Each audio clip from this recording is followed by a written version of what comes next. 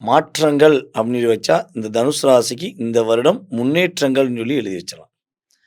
நிறையா முன்னேற்றங்கள இந்த 2026ல நீங்க உறுதியா அணிவிக்க போறீங்க.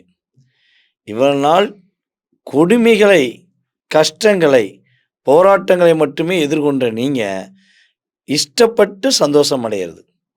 தனக்கு புடிச்ச மாரி தேவையான ஆடை, ஆபரணங்கள் வாங்கக்கூடிய யோகம்.